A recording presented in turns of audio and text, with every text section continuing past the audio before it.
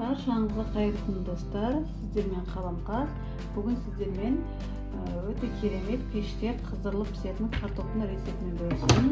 Ең алдымен бізге қажет осындай 3 картоп алдым. Шамада бір жарты килодан көбірек.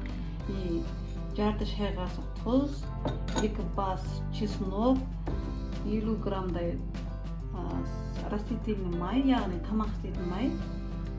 Пергамент қағаз керек қазір табамызға асты жабысқаны үшін. Мен дәмдеуіш үшін осындай кинза, куркума, қара бұрыш, паприка қосамын. Сіздерге түсінікті болсын деп осылай сыртымен көрсетіп жатырмын. Ең алдымен мен картопты жақсылап жуып алдым. Енді картопымызды әдемілеп кесіп шығамыз. Ортасына бір бөліп, осылай ұзыншалап кесеміз.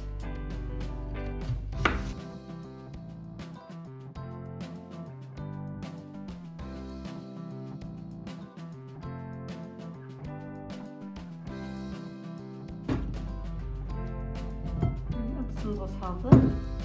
Енді чесногымызды майдалап турап аламыз. Мен пышақтың көмегімен тураймын.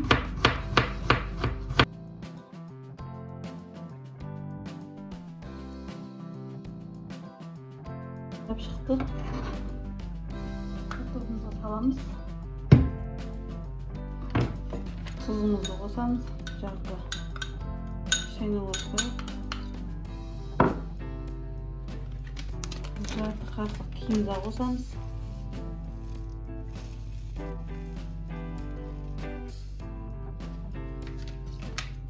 Жарты қасық қара бұрышымызды қосамыз.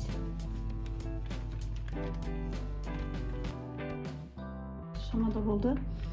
Куркумамыздан қосамыз. Бұл картошкамызға сары түс береді, әдемі болып пісу үшін. Мінекей.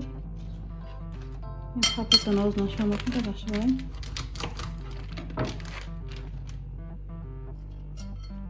Паприкамыздан да жарты қасық қосып аламыз. Енді ең соңында сұйық майымызды құйып жақсылап араластырамыз.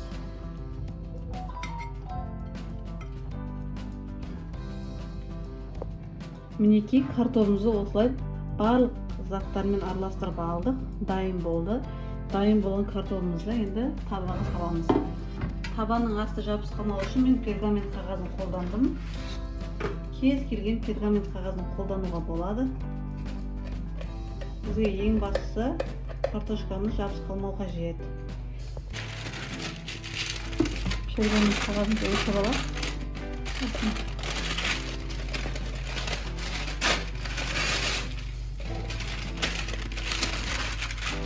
Қағазымызды төсеп, картоптарымызды орналастырамыз.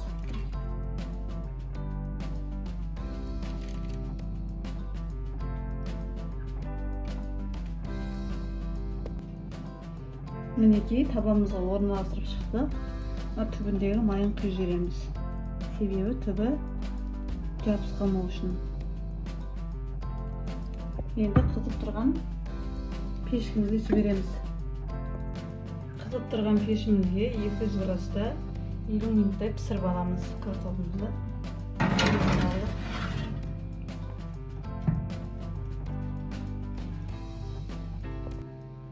Мінекей достар, картопымыз осылай пісіп шықты. Өте сочный, дәмді. Енді тарелкамызға салып, дастарханға ұсына берсек болады. Сіздермен болған Қаламқас. Видеоны соңына дейін көргеніңізге рахмет. Каналыма тіркеліп кетуді ұмытпаңыздар.